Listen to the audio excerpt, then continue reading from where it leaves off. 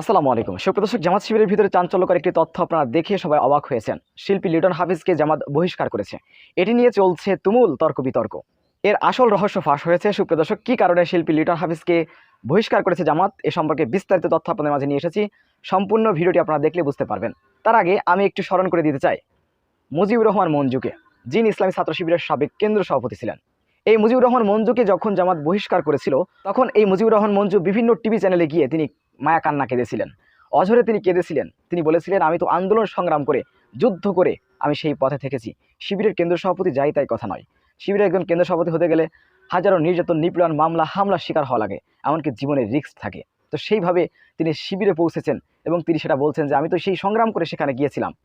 মুজিবুর রহমান মঞ্জুর মুখ থেকে এই কথাগুলো আমরা শোনার পরে আমাদের ভিতরে অনেকে মায়া কাজ করেছিল। আমি নিজেও অবাক হয়েছিলাম যে তার মতন একজন মানুষকে জামাত কেন বহিষ্কার করলো। সুপ্রিয় দর্শক, তার প্রতিফলন আপনারা দেখতে পেয়েছেন। কিছুদিন পরে তিনি একটি সংগঠন দাঁড় করিয়েছিলেন, আমার বাংলাদেশ পার্টি বা এবি পার্টি নামে, যেখানে নারীদের অবাধে তাদের সাথে মেলামেশা, তাদের সাথে আপনারা দেখতে পেয়েছেন আন্দোলনে নারীদের সামনে রাখা হচ্ছে বিভিন্ন কার্যক্রম, এবং তার দলের গঠনতন্ত্রে বলা হয়েছে এবং তিনি নিজের সাংবাদিক সম্মেলন করে বলেছেন এটি কোনো ধর্মের ভিত্তিতে চলবে না। মানে আমার এবি পার্টি, এই দলটি কোনো ধর্মের ভিত্তিতে চলবে না। তার অবস্থা দেখেছেন? তার অবস্থা কত অবনতি হয়েছে। জামাত ইসলাম আগেই বুঝতে পেরেছে যে তার অবস্থা খুবই খারাপ হয়ে গিয়েছে, যার কারণে জামাত তাকে বহিষ্কার করেছে। জামাত বহিষ্কার করলে অবশ্যই আগে জেনে বুঝে তারপরে কথা বলবেন। সেটার প্রতিফলন আপনারা এখন দেখতে পাচ্ছেন। যখনই কোনো সাংবাদিক সম্মেলন করে ২-৩ জন নারীকে আগে নিয়ে আসে, সামনে রাখে, আপনারা দেখতে পেয়েছেন। তো এটি ইসলামের সাথে তো সামঞ্জস্য নয়, এটি কোনো ইসলামী রাজনীতি হতে পারে না, এবং তার যে দলটি করেছে সেটি কোনো ইসলামী দল নয়। এবার আসি শিল্পী লিটন হাফিজকে নিয়ে। শিল্পী লিটন হাফিজ সম্প্রতি সময় আপনারা দেখতে পেয়েছেন তিনি হারমোনিয়াম দিয়ে একটি গান গেয়েছেন, যেটা স্পষ্ট হারাম। জামাত ইসলাম হারাম হালালের ব্যাপারে খুবই স্পষ্টবাদী। জামাতের কোনো নেতাকর্মী এভাবে প্রকাশ্যে ইসলামের বিধান লঙ্ঘন করবে, এটি জামাত কখনো মেনে নিবে না।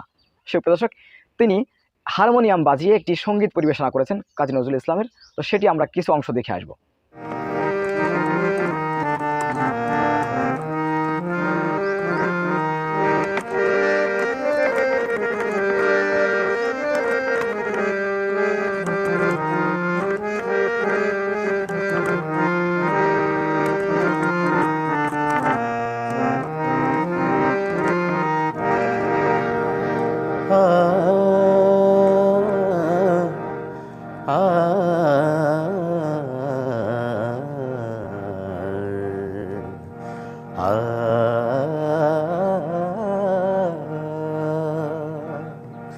মুহাম্মাদের নাম জপেছি।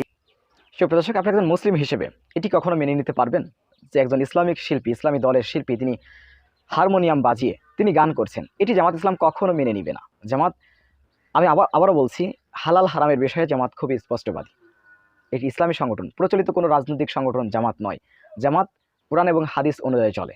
অতএব কোরআন হাদিসের বাইরে গেলে জামাত কিক মারবে, এটা স্বাভাবিক ব্যাপার, অস্বাভাবিক কোনো বিষয় না। এখন আপনারা আপনাদের মূল্যবান মন্তব্য কমেন্ট বক্সে জানাতে পারেন। সুপ্রিয় দর্শক, এ সম্পর্কে লিটন হাফিজ কি বলেছেন? তিনি তার কমেন্টে যখন সমালোচনা ঝড় উঠেছেন, তখন তিনি এই লিটন হাফিজ তিনি দাবি করেছেন, তিনি বলছেন যে এই হারমোনিয়াম সম্পর্কে বা সঙ্গীত জগতে আপনারা নেই। যারা কমেন্ট করেছে তাদের উত্তরে বলছেন যে আপনারা সঙ্গীত জগতে নেই, আপনারা এগুলো বুঝবেন না। এ সম্পর্কে অনেকগুলো হাদিস রয়েছে। তখন একটি মেয়ে তিনি প্রশ্ন করেছেন আবার যে দেখেন, আমি গানের জন্য, মানে বাজনার জন্য অনেকগুলো আমার প্রিয় গান আমি শুনতে পারি না, একটু বলবেন সেই হাদিসগুলো, তাহলে আমি শুনতাম। মানে তার সাথে তুমুলভাবে তর্ক বিতর্ক হচ্ছে। অনেকে বলছে, উস্তাদ আপনাকে আমি অনেক সম্মান করতাম, আপনার গানগুলো দেখতাম, কিন্তু আপনি যা করেছেন এটি মেনে নেওয়ার মতো নয়। তো সুপ্রিয় দর্শক, শিল্পী লিটন হাফিজকে জামাত যে বহিষ্কার করেছে এবং মুজিবুর রহমান মঞ্জুকে বহিষ্কার করেছিল, দুটো বিষয় আপনারা কীভাবে দেখছেন? আপনাদের কাছে কি মনে হয় জামাত যুক্তিসঙ্গত কাজ করেছে কিনা? অবশ্যই আপনাদের মূল্যবান মন্তব্য কমেন্ট বক্সে জানাবেন। সবসময় সত্য নির্ভর তথ্য পেতে স্বাধীন বাংলা ইউটিউব চ্যানেল সাবস্ক্রাইব করে আমাদের সাথে থাকুন। আসসালামু আলাইকুম রহমতুল্লাহি ওয়া বারাকাতুহু।